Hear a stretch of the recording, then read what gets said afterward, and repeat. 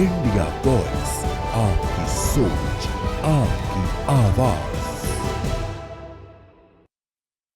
अब सीधे आपको ले चलते हैं दिल्ली, जहां आरएसएस शताब्दी समारोह में पीएम मोदी ने शिरकत की है। क्या कुछ कह रहे हैं, चलिए आपको सुनाते हैं। स्मृति सिक्कों और डाक टिकट के लिए देशवासियों को बहुत बहुत बधाई देता हूं। साथियों, जिस तरह विशाल नदियों के किनारे मानव सभ्यताएं पनपती हैं, उसी तरह संघ के किनारे भी और संघ की धारा में भी सैकड़ों जीवन पुष्पित पल्वित हुए हैं। जैसे एक नदी जिन रास्तों से बहती है, उन क्षेत्रों को, वहां की भूमि को, वहां के गांवों को सुजलाम सुफलाम बनाती हुई अपने जल से समृद्ध करती है, वैसे ही संघ ने इस देश के हर क्षेत्र, समाज के हर आयाम को स्पर्श किया है। यह अविरल तप का फल है, यह राष्ट्र प्रवाह प्रबल है। साथियों, जिस तरह एक नदी कई धाराओं में खुद को प्रकट करती है, हर धारा अलग अलग क्षेत्र को पोषित करती है, संघ की यात्रा भी ऐसी ही है। संघ के अलग अलग संगठन भी जीवन के हर पक्ष से जुड़कर राष्ट्र की सेवा करते हैं। शिक्षा हो, कृषि हो, समाज कल्याण हो, आदिवासी कल्याण हो, महिला सशक्तिकरण हो, कला और विज्ञान का क्षेत्र हो, हमारा श्रमिक भाई बहन हो, समाज जीवन के ऐसे कई क्षेत्रों में संघ निरंतर कार्य कर रहा है। और इस यात्रा की भी एक विशेषता रही है। संघ की एक धारा अनेक धारा तो बनी, मल्टीप्लाई तो होती गई, लेकिन उनमें कभी विरोधाभास पैदा नहीं हुआ, डिवीजन नहीं हुआ,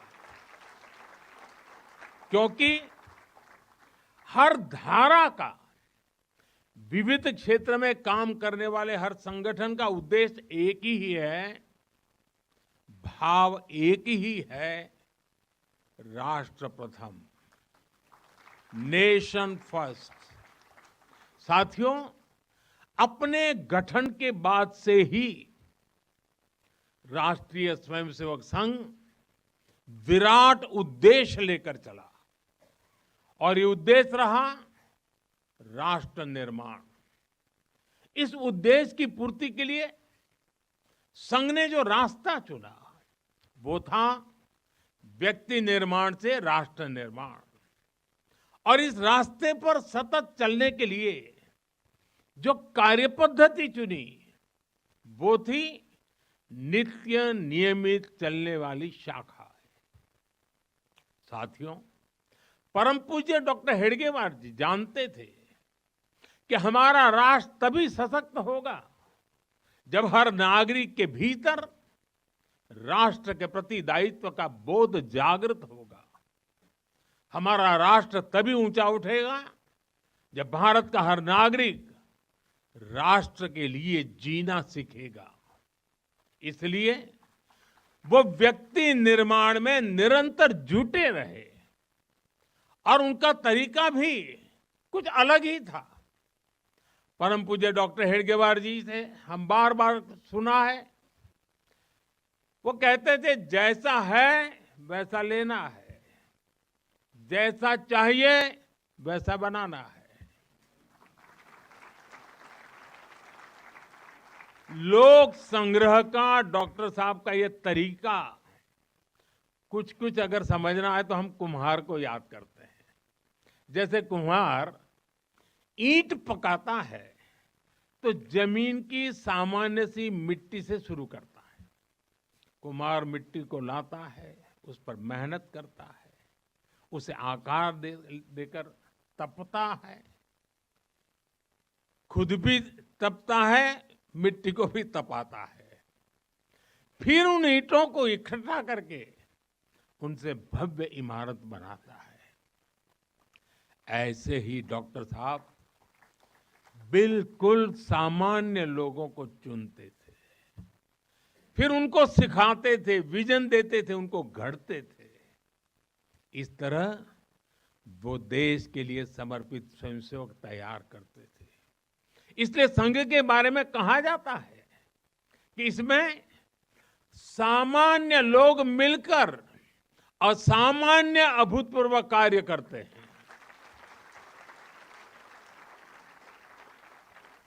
साथियों, व्यक्ति निर्माण की ये सुंदर प्रक्रिया हम आज भी संघ की शाखाओं में देखते हैं। संघ शाखा का मैदान एक ऐसी प्रेरणा भूमि है जहां से स्वयं सेवक की अहम से वयम की यात्रा शुरू होती है। संघ की शाखाएं व्यक्ति निर्माण की यज्ञ वेदी है। इन शाखाओं में व्यक्ति का शारीरिक, मानसिक और सामाजिक विकास होता है। स्वयंसेवकों के मन में राष्ट्र सेवा का भाव और साहस दिन प्रतिदिन पनपता रहता है। उनके लिए त्याग और समर्पण सहज हो जाता है। श्रेय के लिए प्रतिस्पर्धा की भावना समाप्त हो जाती है और उन्हें सामूहिक निर्णय और सामूहिक कार्य का संस्कार मिलता है। साथियों, राष्ट्र निर्माण का महान उद्देश्य व्यक्ति निर्माण का स्पष्ट पथ और शाखा जैसी सरल जीवंत कार्य पद्धति, यही संघ की 100 वर्षों की यात्रा का आधार बने हैं।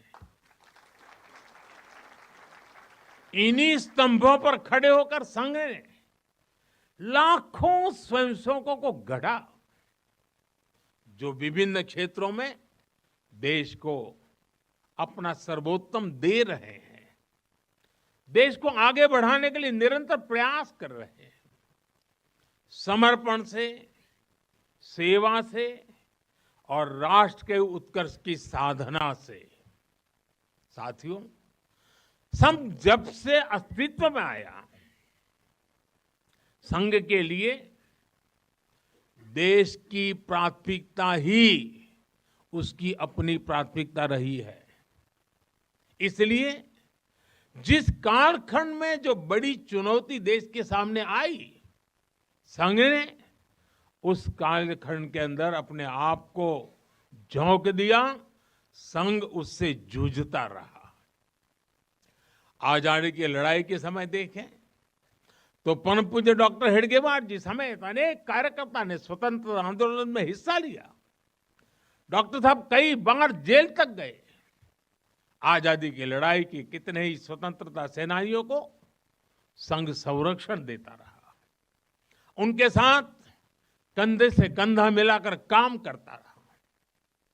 1942 में 1942 में जब चिमूर में अंग्रेजों के खिलाफ आंदोलन हुआ तो उसमें अनेक स्वयंसेवकों को अंग्रेजों के भीषण अत्याचार का सामना करना पड़ा। आजादी के बाद भी हैदराबाद में निजाम के अत्याचारों से के खिलाफ संघर्ष से लेकर गोवा के स्वतंत्रता आंदोलन और दादरा नगर हवेली की मुक्ति तक संघ ने कितने ही बलिदान दिए और भाव एक ही रहा, राष्ट्र प्रथम। लक्ष्य एक ही रहा, एक भारत श्रेष्ठ भारत। साथियों, राष्ट्र साधना की इस यात्रा में ऐसा नहीं है कि संघ पर हमले नहीं हुए, संघ के खिलाफ साजिशें नहीं हुई। हमने देखा है कैसे आजादी के बाद भी संघ को कुचलने का प्रयास हुआ, मुख्य धारा में आने देने का और उसे न आने से रोकने का अनगिनत षड्यंत्र हुए। परम पूज्य गुरु जी को झूठे केस में फंसाया गया, उन्हें जेल तक भेज दिया गया, लेकिन जब पूज्य गुरु जी जेल से बाहर आए तो उन्होंने सहज रूप से कहा, और शायद इतिहास की तवारीख में ये भाव, ये शब्द एक बहुत बड़ी प्रेरणा है। तब परम पूज्य गुरु जी ने बहुत सहजता से कहा था, कभी कभी जीभ दांतों के नीचे आकर दब जाती है, कुचल भी जाती है, लेकिन हम दांत नहीं तोड़ देते, क्योंकि दांत भी हमारे हैं और जीभ भी हमारी है। आप कल्पना कर सकते हैं, जिन्हें जेल में इतनी यातनाएं दी गई, जिन पर भांति भांति के अत्याचार हुए, उसके बाद भी परम पूज्य गुरु जी के मन में कोई रोष नहीं था, कोई दुर्भावना नहीं थी। यही परम पूज्य गुरु जी का ऋषि तुल्य व्यक्तित्व था। उनकी यही वैचारिक स्पष्टता संघ के प्रत्येक स्वयंसेवक के जीवन के मार्गदर्शक बनी। इसी ने समाज के प्रति एकात्मता और आत्मीयता के संस्कारों को सशक्त किया, और इसलिए चाहे संघ पर प्रतिबंध लगे, चाहे षड्यंत्र हुए, झूठे मुकदमे हुए, संघ के स्वयंसेवकों ने कभी कटुता को स्थान नहीं दिया, क्योंकि वो जानते हैं हम समाज से अलग नहीं है, समाज हम सबसे ही तो बना है। जो अच्छा है वो भी हमारा है, जो कम अच्छा है वो भी हमारा है। साथियों, और दूसरी बात, जिसने कभी कटुता को जन्म नहीं दिया, वो है प्रत्येक स्वयंसेवक का लोकतंत्र और संवैधानिक संस्थाओं में अडिग विश्वास।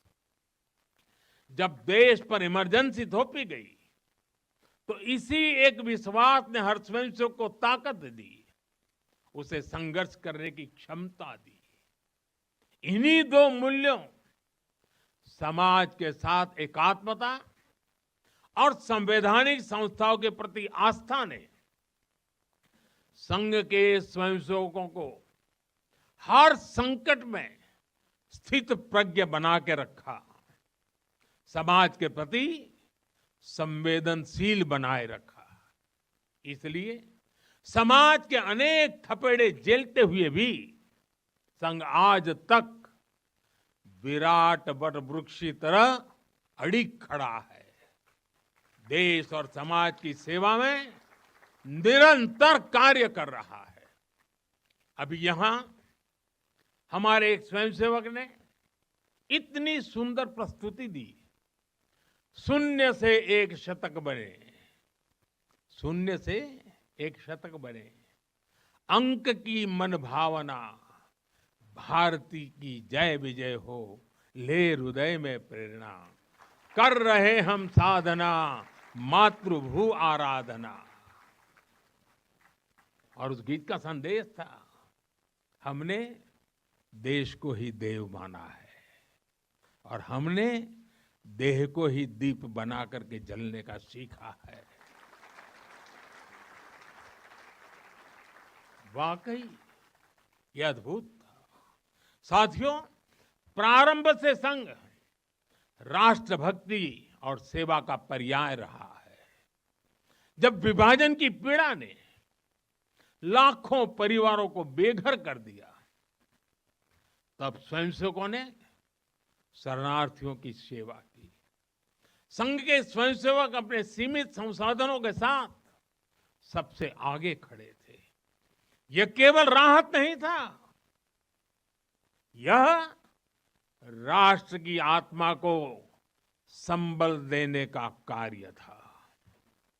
साथियों, 1956 में 1956 में गुजरात के कच्छ के अंजार में बहुत बड़ा भूकंप आया था। तबाही इतनी बड़ी थी, चारों ओर विनाश का दृश्य था। उस समय भी संघ के स्वयंसेवक राहत और बचाव में जुटे थे। तब परम पूज्य गुरु जी ने गुजरात के वरिष्ठ संघ के प्रचारक वकील साहब को, जो समय गुजरात का कार्य संभालते थे, उन्हें एक पत्र लिखा था। उन्होंने लिखा था, किसी दूसरे के दुख को दूर करने के लिए निस्वार्थ भाव से खुद कष्ट उठाना एक श्रेष्ठ हृदय का परिचायक है। साथियों, खुद कष्ट उठाकर दूसरों के दुख हरना, ये हर स्वयंसेवक की पहचान है। याद करिए 1962 के युद्ध का वो समय, संघ के स्वयंसेवकों ने दिन रात खड़े रहकर सेना की मदद की, उनका हौसला बढ़ाया, सीमा पर बसे गांवों में मदद पहुंचाई। 1971 में लाखों शरणार्थी पूर्वी पाकिस्तान से भारत की धरती पर आए। उनके पास न घर था न साधन। उस कठिन घड़ी में स्वयंसेवकों ने उनके लिए अन्न जुटाया, आश्रय दिया, स्वास्थ्य सेवाएं पहुंचाई, उनके आंसुओं को पहुंचा, उनकी पीड़ा को साझा किया। साथियों, एक बार, और हम जानते हैं 1984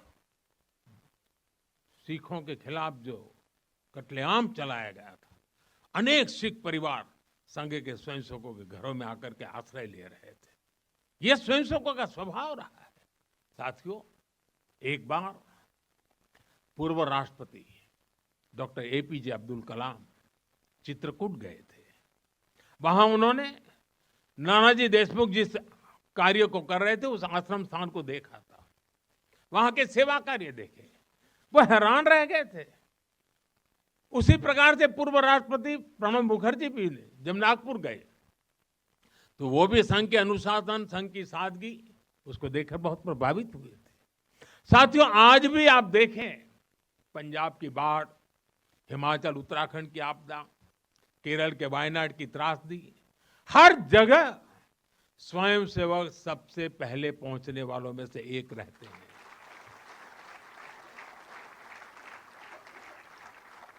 कोरोना काल में तो पूरी दुनिया ने संघ के साहस और सेवा भाव का प्रत्यक्ष प्रमाण देखा है। साथियों, अपनी 100 वर्ष की इस यात्रा में संघ का एक बड़ा काम ये रहा है, उसने समाज के अलग अलग वर्गों में आत्मबोध जगाया, स्वाभिमान जगाया। और इसके लिए संघ देश के उन क्षेत्रों में भी कार्य करता रहा है जो दुर्गम है, जहां पहुंचना सबसे कठिन है। हमारे देश में लगभग 10 करोड़ आदिवासी भाई बहन हैं, जिनके कल्याण के लिए संघ लगातार प्रयासरत है। लंबे समय तक सरकारों ने उन्हें प्राथमिकता नहीं दी, लेकिन संघ ने उनकी संस्कृति, उनके पर्व, उत्सव, उनकी भाषा और परंपराओं को सर्वोच्च प्राथमिकता दी। सेवा भारती, विद्या भारती, एकल विद्यालय, वनवासी कल्याण आश्रम आदिवासी समाज के सशक्तिकरण का स्तंभ बनकर के उभरे। आज हमारे आदिवासी भाई बहनों में जो आत्मविश्वास आया है, वो उनके जीवन में बदल रहा है। साथियों, संघ दशकों से आदिवासी परंपराओं, आदिवासी रीति रिवाजों, आदिवासी मूल्यों को सहज ने संवारने में अपना सहयोग देता रहा है, अपना कर्तव्य निभा रहा है। उसकी तपस्या ने भारत की सांस्कृतिक पहचान सुरक्षित रखने में बड़ी भूमिका निभाई है।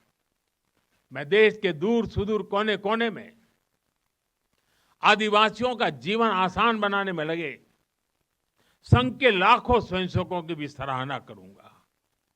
साथियों, समाज में सदियों से गर्क कर चुकी जो बीमारियां हैं, जो ऊंच नीच की भावना है, जो कुप्रथाएं हैं, छुआछूत जैसी गंदगी भरी पड़ी है, ये हिंदू समाज की बहुत बड़ी चुनौती रही है। एक ऐसी गंभीर चिंता है जिस पर संघ लगातार काम करता रहा है।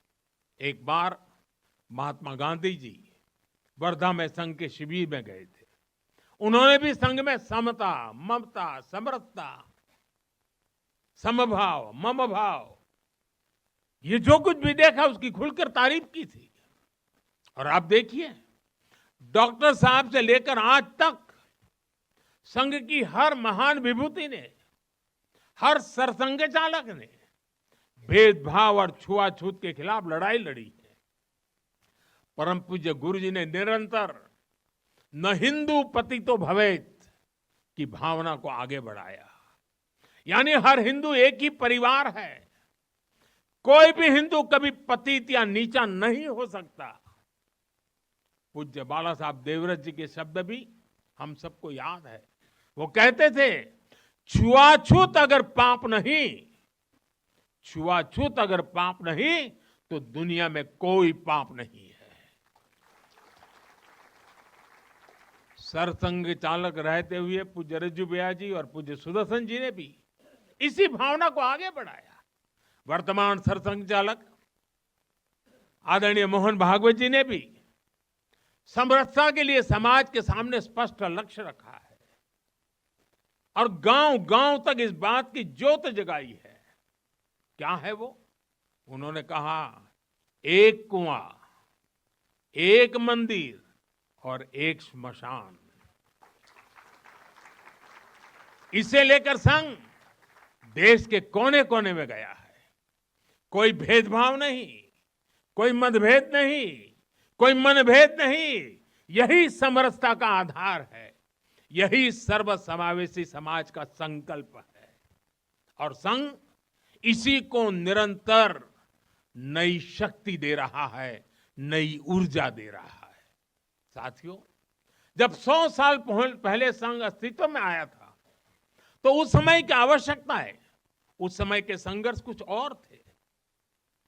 तब हमें सैकड़ों वर्षों की राजनीतिक गुलामी से मुक्ति पानी थी, अपने सांस्कृतिक मूल्यों की रक्षा करनी थी। लेकिन आज 100 वर्ष बाद जब भारत विकसित होने की तरफ बढ़ रहा है, जब भारत दुनिया की तीसरी सबसे बड़ी इकोनॉमी बनने जा रहा है,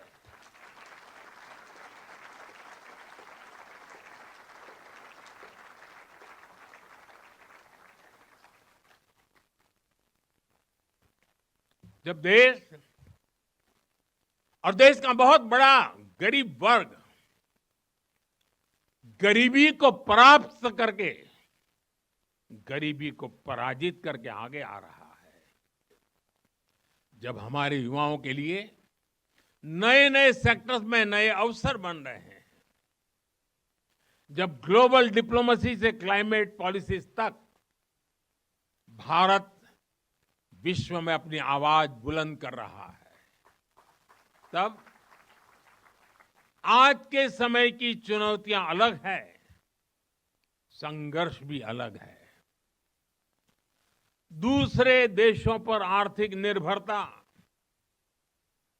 हमारी एकता को तोड़ने की साजिश है। डेमोग्राफी में बदलाव के षड्यंत्र। एक प्रधानमंत्री के नाते मैं नम्रतापूर्वक कहूंगा कि मुझे बहुत संतोष है कि हमारी सरकार इन चुनौतियों से तेजी से निपट रही है।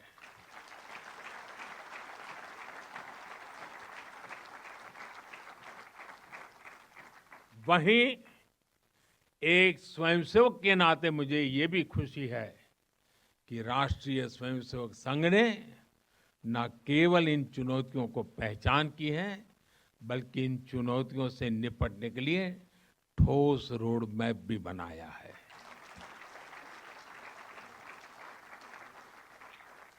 अभी माननीय दत्ता जी ने जिन चीजों का उल्लेख किया, मैं अपने तरीके से फिर से एक बार उसका उल्लेख करना चाहूंगा।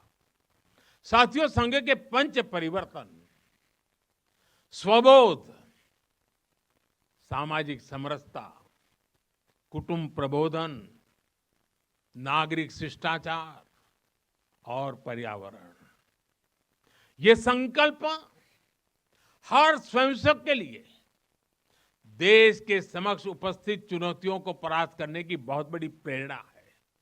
साथियों, स्वबोध यानी स्वयं का बोध, स्वबोध यानी गुलामी की मानसिकता से मुक्त होकर अपनी विरासत पर गर्व करना।